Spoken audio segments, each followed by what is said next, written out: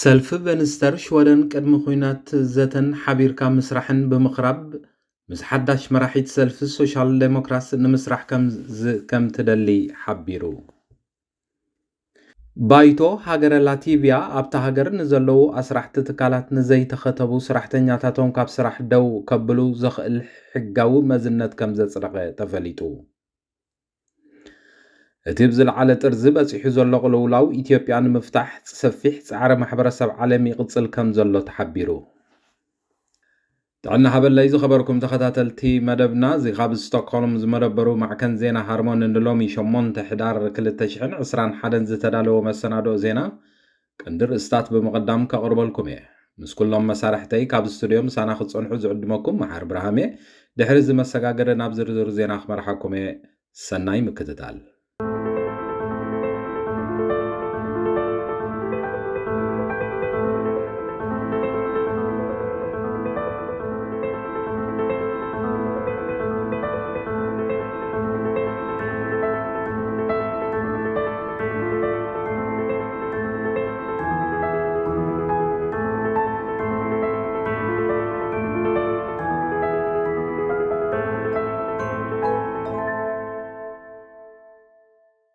ሰልፊ ቬንስተር ሽወደን ቅድሚ ኩነት ዘተን ሓቢርካ ምስራሕን ብምቕራብ ምስ ሓዳሽ መራሒት ሰልፊ ሶሻል ዴሞክራሲ ንምስራሕ ከም ዝደሊ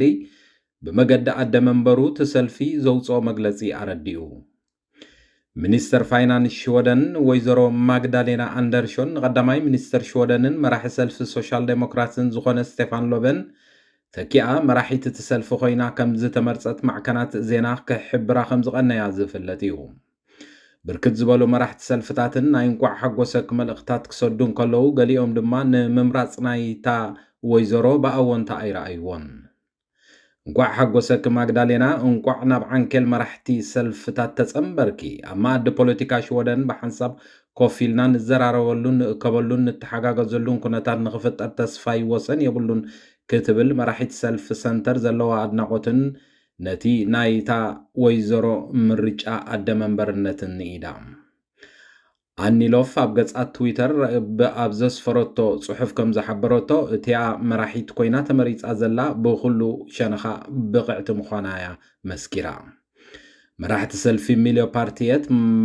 ማርታ ስተንቪ ብወገና ኣብ ማግዳሌና ናይ እንቋዕ ሓጎስክ መልእኽቲ ድሕሪ ምስዳድ ንሽወደንን ጉዳይ ክሊማን ሓቢርና ክንሰርሕ ክንቃለስ እምነ ክትብል ከም ዝገለጸት ክፍለጥ ተኻኢሉ ኣሎ። ወይዘሮ ማግዳሌና ኣንደርሾን ኣደ መንበር ሰልፊ ሶሻል ዴሞክራቲ ኮይና ብምምራፃ ቀዳማይ ሚኒስተር ስቴፋን ሎቨን ብምትካ ናይ ቀዳማይ ሚኒስተር ቦታ ሒዛ እንተዳ ቀፂላ ኣብ ሽወደን ታሪክ ሽወደን ናይ መጀመርያ ጓል ንሰይቲ መራሒት መንግስቲ ክትከውን ከም ዝኾነት ይንገር።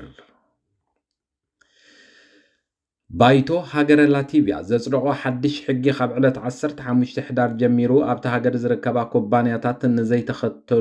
ንዘይተኸተቡ ኣባላትን ካብ ስራሕ ከባረራሉ ዝኽእላ ስልጣን ከም ዝረኸባ ተፈሊጡ ክብል ማዕከን ዜና ተሓቢሩ።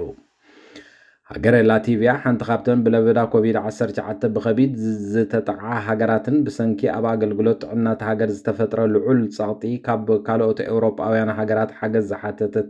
ሃገር ከም ዝኾነት ይፍለጥ።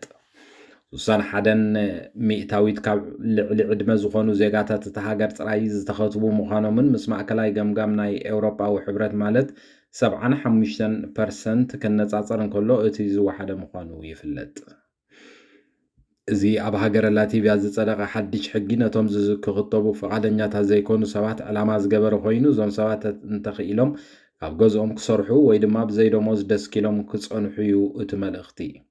እዞም ሰራሕተኛታት ኣብ ውሽጢ 3 ኣዋርሕ ክኽተቡ እንተዘይክኢሎም እቲ ዝሰርሕሉ ኩባንያ ካብ ስራሕ ከፋንዎም መሰል ከም ዘለዎ ተገሊጹ።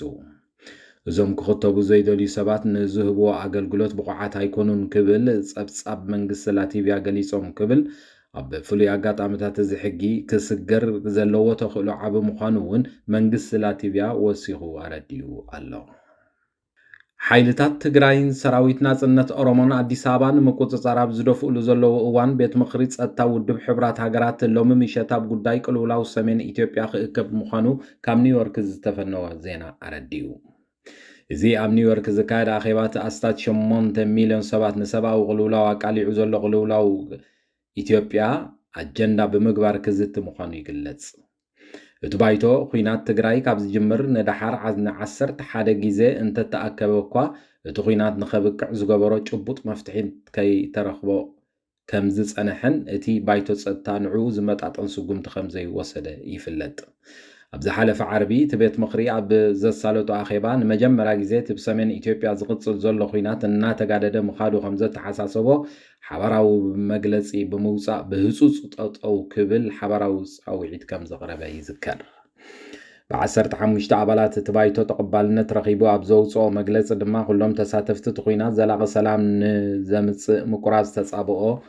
ዝርርብ ክጅምሩ ንኹሉ ዝሓቁፍ መድረኽ ከካይዱን ይጸዊዑ።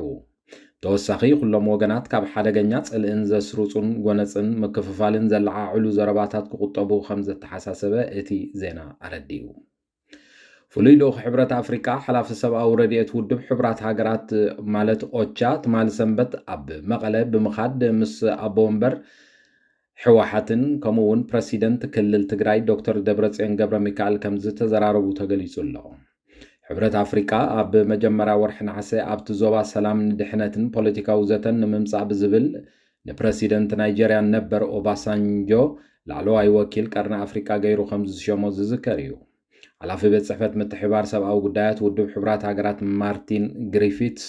ከምኡውን ትማሊ ኣብ መቐለ ከም ዝነበረ ተሓቢሩ ከም ኣሎ። ወሃብ ቃል ሕወሓትን መንግስቲ ትግራይን ጌታቸው ረዳ ብትዊተር ፌስቡክን ኣብ ዝዘርግሖ ሓበሬታ ክልቲኦም ልኡኻት ኣብ መቐለ ከም ዝኣተውን ምስ ዶክተር ደብረጽዮን ተራኺቦም ዘካይድዎ ዘተ ውፅኢታዊ ከም ዝነበረን ገሊጹ ኣሎ።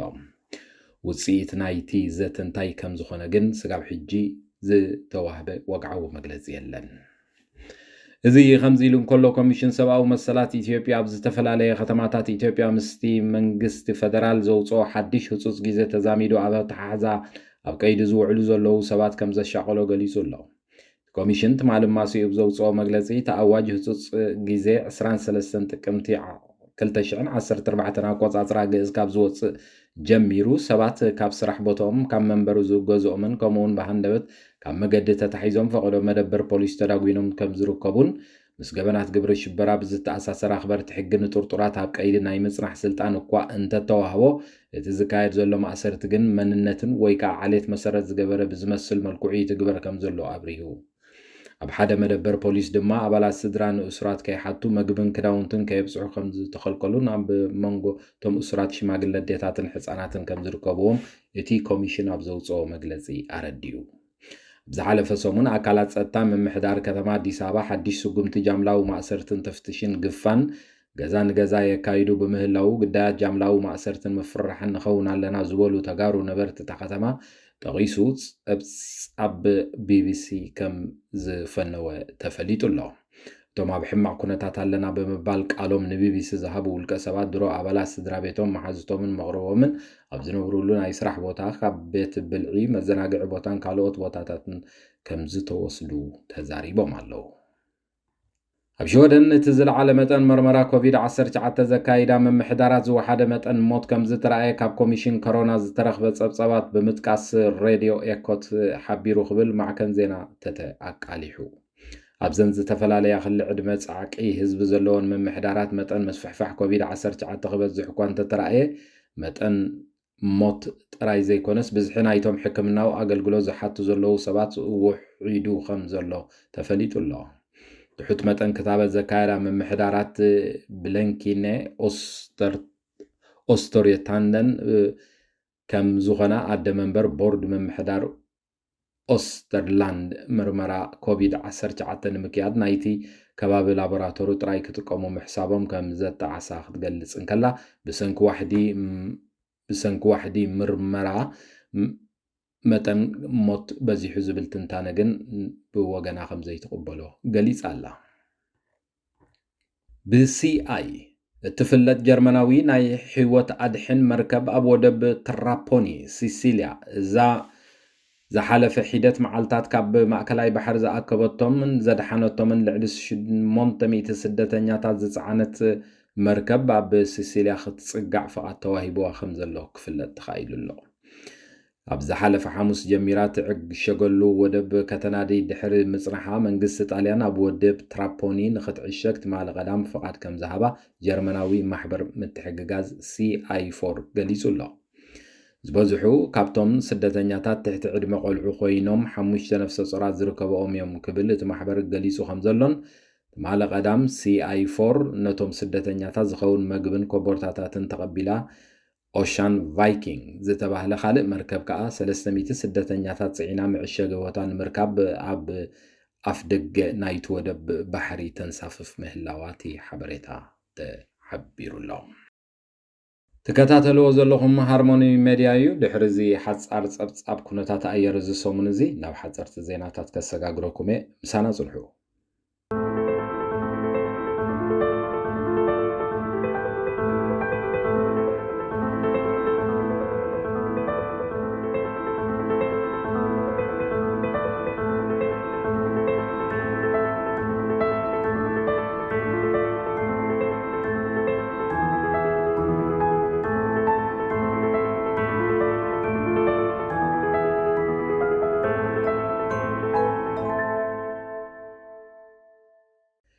كاب علت عسرت شمون تتحساس كل تشعن عسران اب جرمن لبدا كوفيد 19 خاب جمرات حيزوز العالمت ان مسفحفح لبدا زتمزغولو غيزيت مال حموس منبارو اب وشت عسران 4 ساعات كا 33 شعن 940 سبات كم زتلفو بعل مزي تمحلالف حمامات تهاجر قليسو خبل معكن زينا تتحبيرو اللهم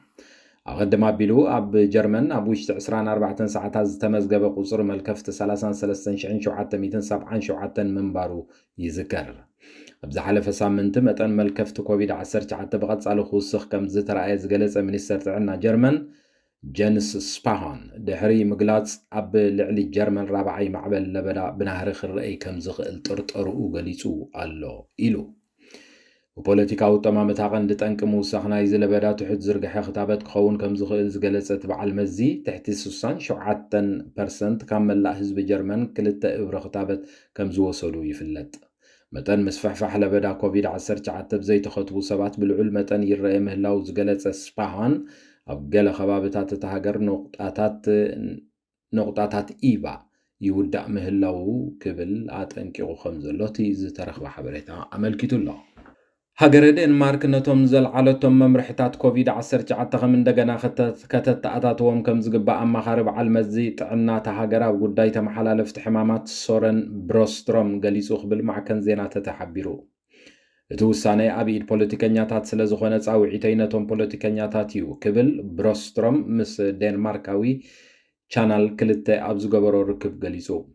هاجر دنمارك كساب علت حادة مسكرم أبزنبرة وان ناي كوفيد باسبورت أبتغمي أو علا خمزنبرة ذكر كوينو وحموس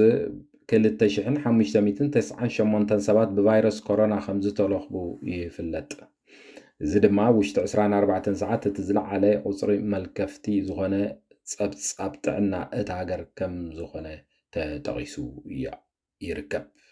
هاجر انجليز تقدمي تصرا كوفيد 19 زخنه بكوبانيا مارك زفره كنينا ابطقن من خوعل فقاد زهابت هاجر كوينا خمزلا از دما ناي فلما تصرا كوفيد 19 زخنه عينت مدهانيت مخانو زنجر كبل اغلغلوت زينا تتخب لندن حبيرو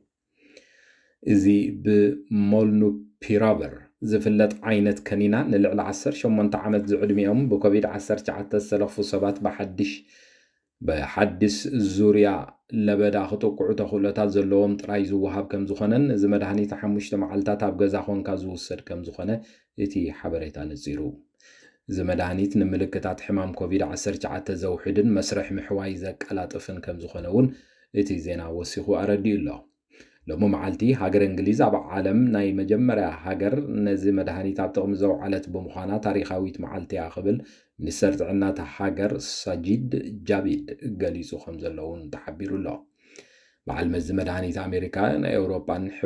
اوروبا وحبرتن بوغنهم نزي مدهاني تفلات النت نخبو مرمراتات يكايدو مهلاهم كمزو قلسون ሃገር እንግሊዝ 480,000 ብልቃጥ ናይዚ መድሃኒት እትውንን ከም ዝኾነት መብዛሕትኡ ነቶም ተነቀፍቲ ክፋል ሕብረተሰብ ክትዕድሎ ምዃና ጸብጻብ ሃገራዊ መጽናዕቲ መድሃኒታት እታ ሃገር ገሊጾም ኣለዉ። አዛዚ ሰራዊት ሱዳን ጀነራል ዓብደልፈታሕ አልቡርሃን ምስ አሜሪካ ኤውሮጳዊ ሕብረትን ድሕሪ ዘካየዶ ዘተን ኣብ መሰጋገሪ መንግስቲ ሲቪል ንምምላስ ዘሎ መስርሕ ክቃላጠፍ ምዃኑ ቃል ከም ዝኣተወ ተሓቢሩ። እዚ ዝተገብረ ዘተ ነቲ ብዕልዋ መንግስቲ ዝተኣጓጎለ መስርሕ ምስግጋር ንምቕልባስ ዘኽእል መርሓ ዘነጸረ እዩ ነይሩ ዝበለ ድማ ፍሉይ ልኡኽ ዩኤን ኣብ ሱዳን ቮልከር ፐርተስ እዩ። 4 ሚኒስትራት ናይቲ ሲቪላዊ ምምሕዳር እኳ እንተተፈትሑ ዓብደላ ሓምዶክ ግን ኣብ ቤት ማሕዩር ምህላው እቲ ዜና ኣረዲኡሎም። ኣብዚ እዋን እዚ ኣብ መላእ ሱዳን ሲቪላዊ መንግስቲ ናብ ቦትኡ ክምለስን ዝቃወሙን ነቲ ወታደራዊ ስርዓት ዝድግፉን ሓይልታት ዘለውዎ ናይ ህዝባዊ ናዕቢ ኣብ ኩሉ ኩርናዓት ሱዳን ይካየድ ከም ዘሎ ጸብጻባት ከም ዘረድኡ ተሓቢሩ ኣሎ። ዝኸበርኩም ተኸታተልቲ ሃርሞኒ ሚድያን ንሎሚ ዝበልናዮ መሰናድኦ ዜና ዝስጋብ ሕጂ ክትከታተልዎ ዝጸናሕኩም እዮም። ንምክትታልኩም እንዳመስግንኩ ኣብ ዝመጽእ ዘሎ ስሩዕ ናይ ዜና መደብና ክሳብ ንራኸብ ንሎሚ ሒዘልኩም ዝቐረብኩ ዜናታት በዚ ወዲ ኣለኹ። ሰናይ ምሸት።